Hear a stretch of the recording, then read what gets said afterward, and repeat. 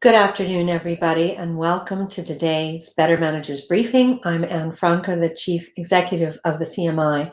And before we start today's program, I just wanted to acknowledge that CMI, along with the Queen, the royal family, and indeed the rest of the world, mourns the passing of Prince Philip. For many decades, he was CMI's royal patron. He honored us by attending our 2017 President's Dinner, and it was one of his last engagements before he officially retired from his extensive public commitments. So we're very sorry to hear that news, and obviously deeply appreciative of the service he gave to us and so many other organizations. So today, as you know, we always at this time bring news and views on management topics that matter. And I'm delighted today to welcome as my guest Dilshad Sheikh. She is the Dean of the Business Faculty at Arden University. And prior to that, spent many years as Dean of the Business School at the University of the City of Birmingham. And she's also the CMI Regional Chair for the West Midlands and the Northwest Board. So welcome, Dilshad. Thank you, Anne. Delighted to have you on the show. Thank you. So now you're Dean at Arden, which is a private university. And before that, obviously, you were 20 years at University of City of Birmingham, which is a public university. What differences do you see between private universities and the more traditional models of university education? Yeah, thank you for that question, Anne. I think before I actually respond to it directly, I think it's quite important to highlight that whilst we're a private university, we're still subject to all of the same regulations as the traditional sector.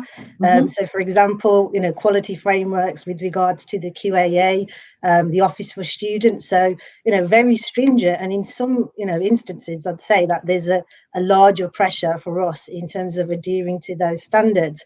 I think also there's a perception out there that because we're profit making, it's the greedy sector. Absolutely not at all. And I think it's really useful to quote that any profit that we make is reinvested into the university in order to enhance the student experience. And I think a great example perhaps to quote is that all graduates at Arden University, so if they've successfully completed their degree, we actually fund their masters. And to date, we've invested something in the region of £2 million. So we've given back in order to enhance the learning experience and the long life learning skills of those learners. So I think it's quite important to stipulate that, because I think sometimes there is a blurred view of the private sector in that, they're greedy sharks in terms of money making. Absolutely not the case at all. Now, coming back to your question in terms of how I feel, there's a difference in the model. I would say with Arden University, and this no doubt applies to the rest of the private sector, we're more flexible as a business model. I think there's more agility because we're not a big tanker. So we're quite a young university. We're quite small to the traditional sector. We are able to respond to external challenges quite quickly and external opportunities. And if I may, I have an example. So I started my journey at Arden University in November, I think it was. Yes, November. And when I joined as Dean of the Faculty, we didn't have an international partnership centre. But within the time that I've been there, we've now got a fully structured, developed international partnership centre where we've already approved partnerships and collaborations, and we've got more in the pipeline.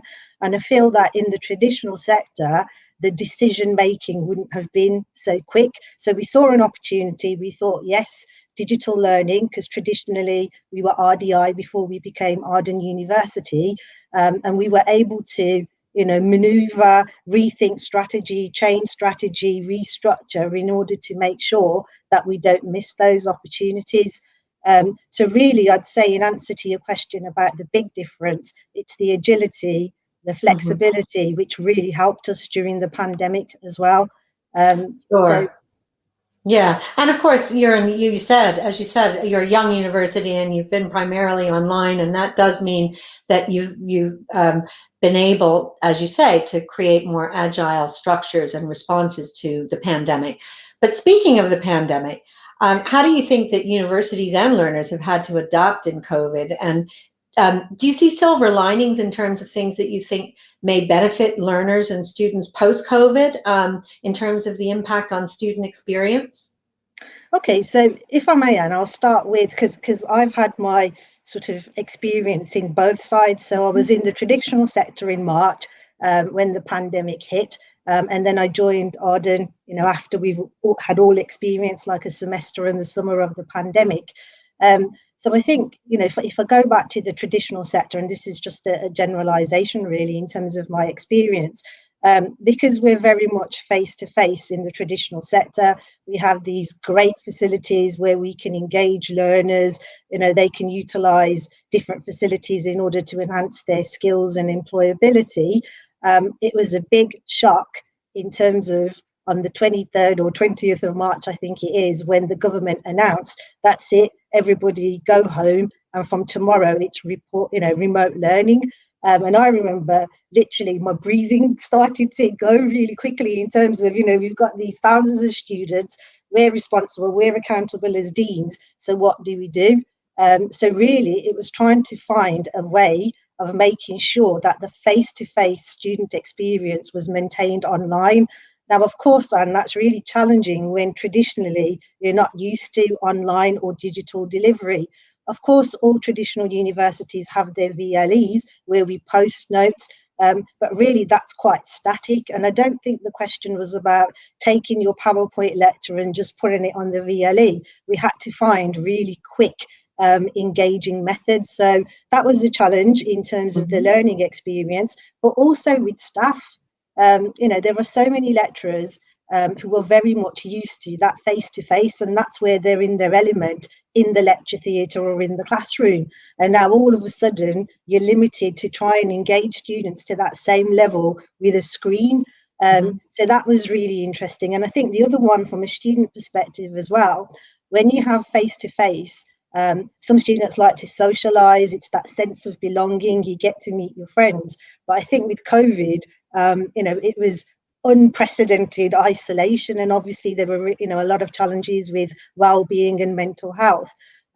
So really, in terms of the changes, I think universities had to think of innovative ways of trying to support their learners in the same manner we would when we're delivering face to face.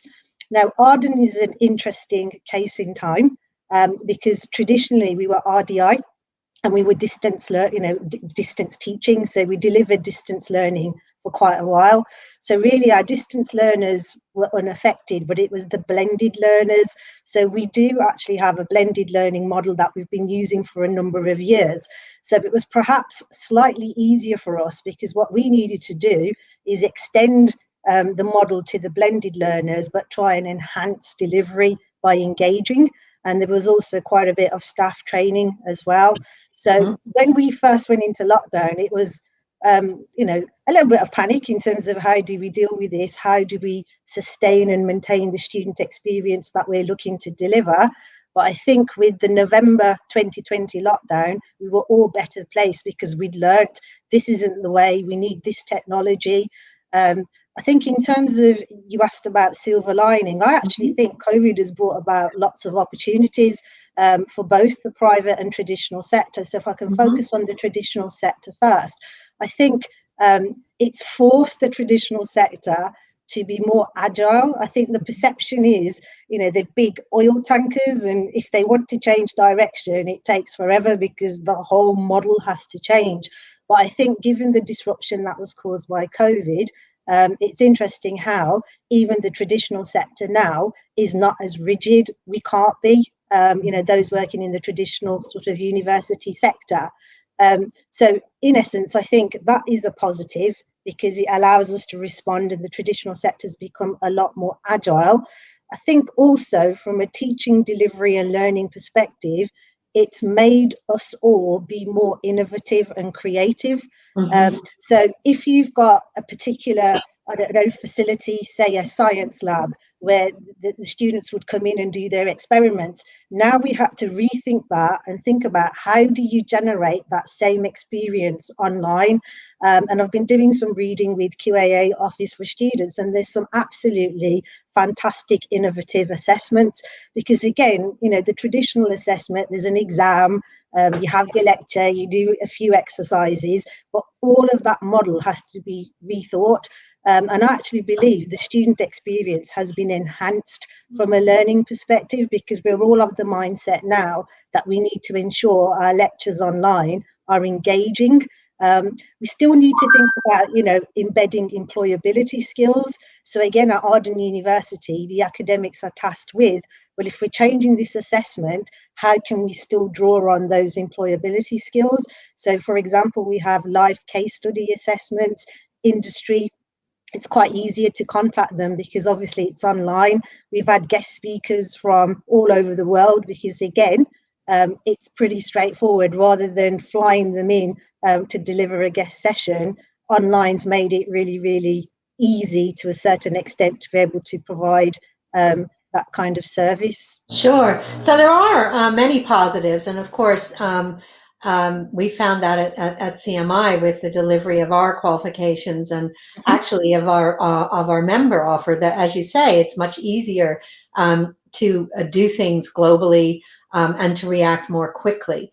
And we've done the same sorts of things with our regional boards and as well as with our dual accreditation. So I think we would agree, and our assessments actually. So I think we would agree with all of the things that you've mentioned. By the way, if you have a question for Dilshad, please put it in the chat. We will be taking questions later in the broadcast. But of course, the other big point that we know about the pandemic is that women and minorities have been hardest hit, as well as young people. So how can we make sure that we're building back more inclusively as we recover? And what role do you think educators play? And what about employers? What would you like to see from educators and employers in this space? Well, I think the first point I'd like to highlight is I really hope we don't go back to factory settings, like when you reset a phone. Because I've been working, as you mentioned, as the regional chair for CMI, I've done quite a work around equality, diversity, inclusivity, and I myself come from a widening participation background. I was, one of 6 girls, and I was the only one that had the privilege of going to university. So I've had to work really hard, and for me, it's an absolute honour to have gone through that journey and be sat here having an interview with the CEO of the CMI. So coming back to your question, I think it's really important that it starts with the governance, so the executive of organisations, especially with hierarchical structures, where I think there needs to be a clear vision of the EDI agenda. And you yourself, Anne, you've written a book about the pay, the gender gap, etc.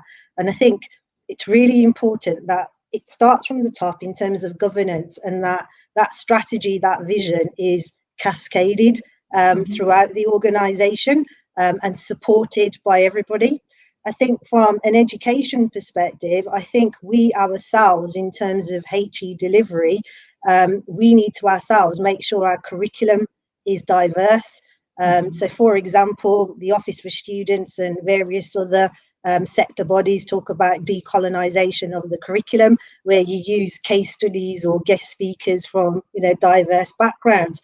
So I think there's a role to play there. And I think also from a government perspective, it's the support that's offered to organisations of various sizes. I really do think it's for us as leaders, managers, whether we're junior, senior, executive, to really continue to push that agenda through.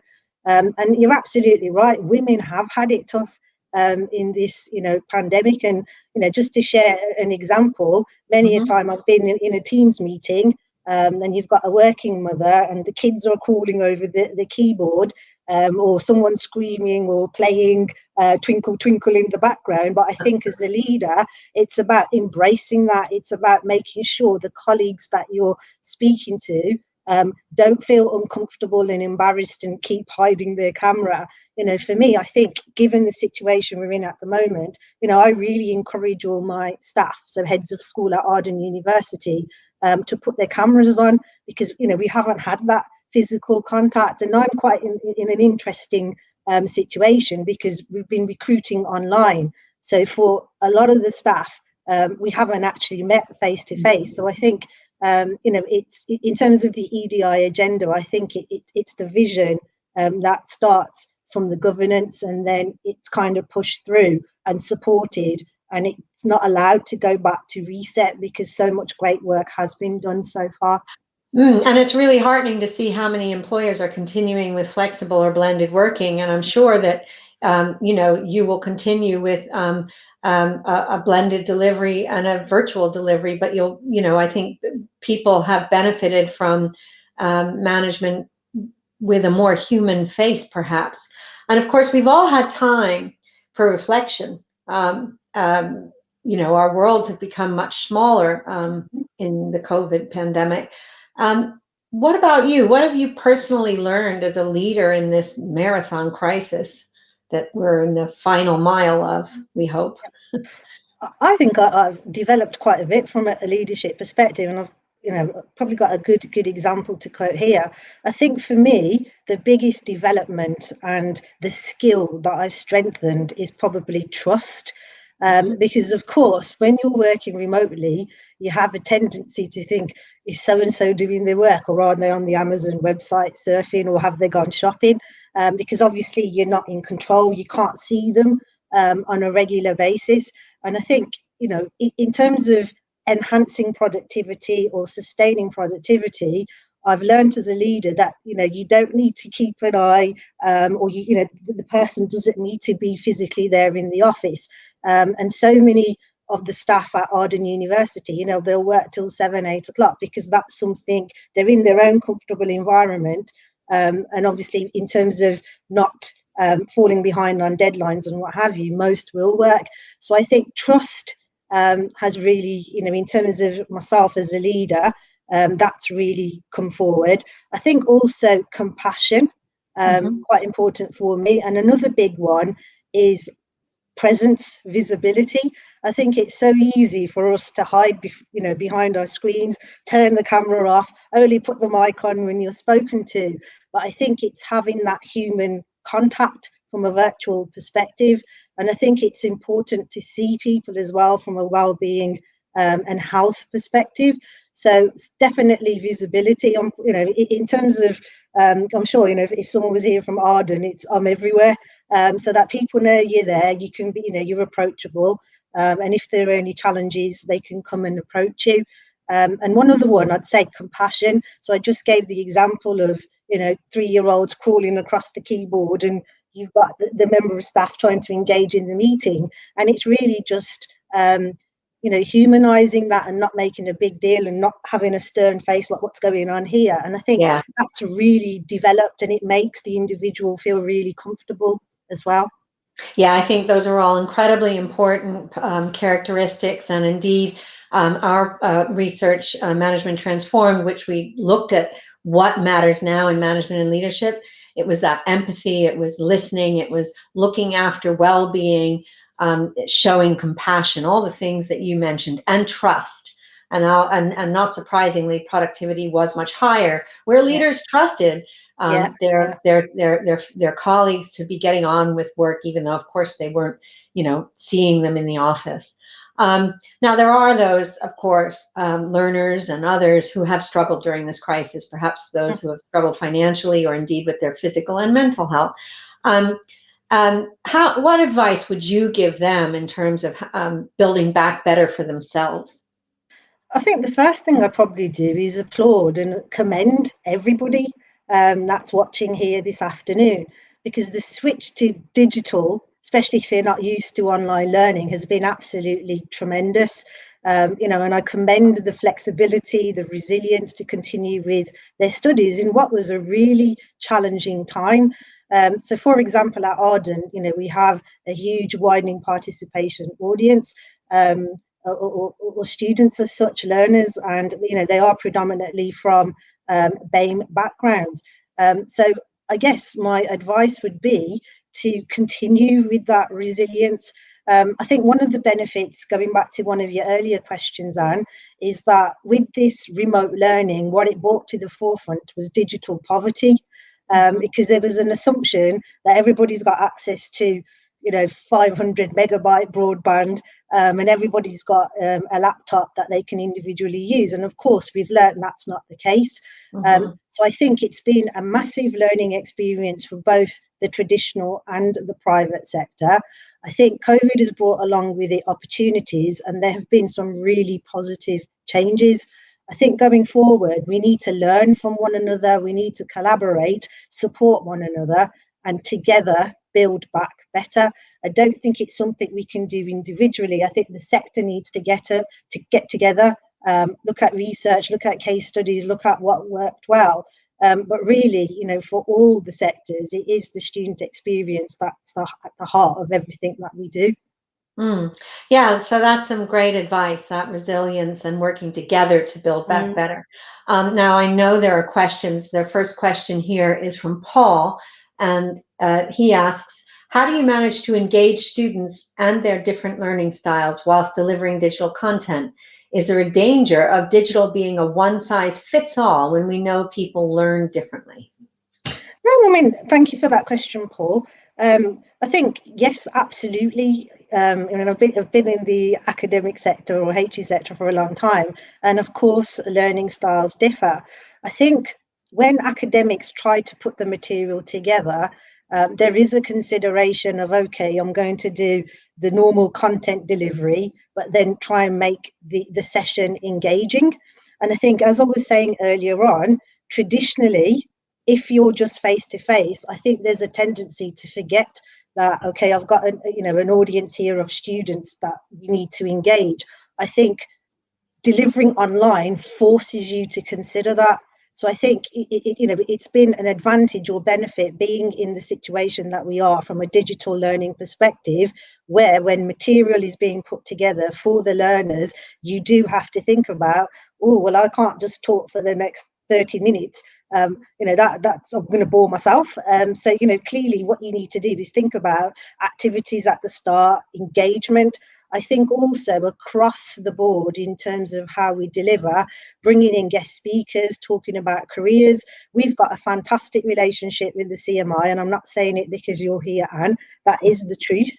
Lots of support in terms of careers, workshops. We have access to Management Direct, which has got some fantastic material. So I guess, in answer to Paul's question, it's about mixing it up. I think, it's full well that sometimes you might not be able to get everything in the 45-minute or hour session, but as long as the sessions are planned and you mix up your style of delivery, hopefully that will address and reach all of the learners. Great.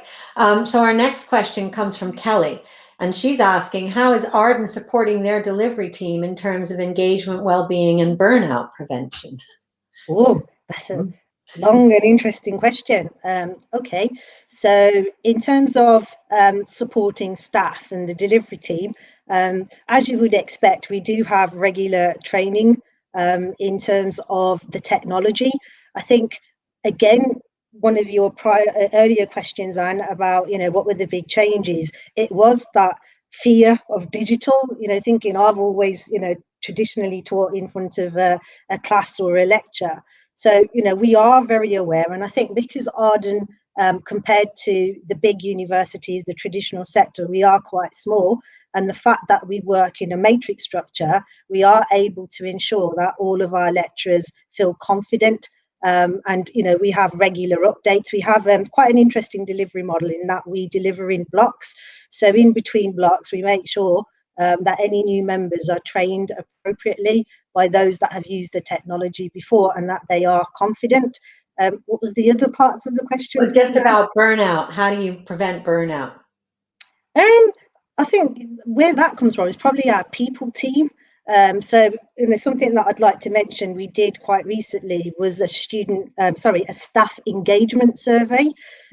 So that happened just recently. We've got the results. We're working through the results, and we're making sure that we put an action plan together to address those results, because clearly if you have such a big staff engagement survey, you've got the results and there are challenges.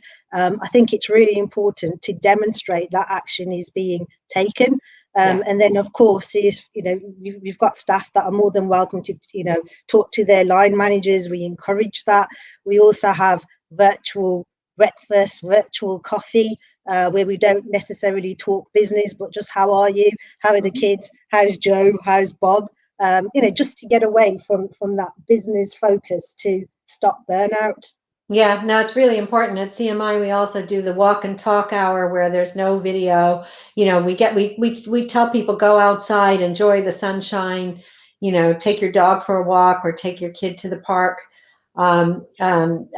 Just ththings, making sure that we mix it up and we're not sat for hours on end in front of a screen is really important. Absolutely. And we are also, of course, partnering. We're going to talk about that soon on this. With a mental health service, a well-being service, and adding it into our offer. So there's lots of things that we can do. But meanwhile, another question from Shravan. Do you think a more agile approach is required as the digitization of the educational sector continues? And any recommendations on how we should approach this? I think with the digitization of education, I think agility and flexibility is key. And in terms of my own personal opinion, I think that comes from within the culture of the organisation. So as I mentioned earlier, with Arden University, we are extremely agile. That's how we're built. That's in our DNA. So really, it's about rethinking that DNA and changing the mindset, because again, I know there's been discussion about those programs or those universities that offer medical or sciences or dentistry where the student needs to be on campus. I think as we go forward with new technologies, AI, augmented reality, I do think that's where the gap is. But eventually, students will be able to tap into virtual simulations, virtual reality from an online perspective. Hopefully that answers the question. Yeah, no, I remember reading about a virtual surgery, where the surgeon was halfway across the world operating the digital arms of the robot doing the operation. It's stuff like that that lays ahead. Yeah. Okay, we have another question from Mayank. Do you feel that enough is being done through education policy to enable greater social mobility and access to higher education? And how do you think the post-COVID recovery could improve this? I think from a policy perspective, more can be done. I think from my experience, yet again, 20 years in the traditional sector, only a few months at Arden, it's very much internally driven. So as an example, at Arden, the vision is very much about lifelong learning, lifelong skills, making sure that we offer our learners every opportunity to develop themselves, to upskill. So I do think, and I know CMI yourself, and you do work with the government, you push various agendas in Parliament. So I think more can be done from a central government perspective. I think at the minute it's the individual universities that are reaching out to local communities, supporting them, especially through the pandemic. I think the other part was about. So I can just see the question: How do you think the post-COVID recovery could improve this? I think again, it's an opportunity for us not to go back to factory settings. I think that's the worst thing that could happen across the entire sector, where we go back to face teaching in a room, odd engagement, odd task. I think it's time for us to rethink the curriculum, rethink assessment, because we've all got really the opportunity to learn and reflect on what we've done over the past year and take the best bits, share the best bits, and hopefully going forward it will support our learners and enhance the student experience. Absolutely, and that segues nicely into our last question, which is from Deanna, which says, she's asking, how do you think universities can help more people to take leadership responsibility? I think sometimes, and this might not probably sound a bit weird, I think sometimes you've just got to put them in the position, but obviously from a mentoring, coaching perspective. And that's what my line manager often does. Well, she'll say, can you cover or can you chair that meeting? And of course, you'll be thinking, oh my God, okay, I'll give it a go. But I think the support is always there. So I think initially having that conversation, would you like to take or lead this project? Could you chair this validation for me as such? But I think the support needs to be there. I think there's no value in putting someone in a position if they're really not ready or motivated or believe that they need more personal development. But I think, sometimes just give it a go. If you don't give it a go, you won't know whether you like it, and you might not. But, again, in the traditional sector, you do tend to have individuals in posts who just want to keep doing what they're doing.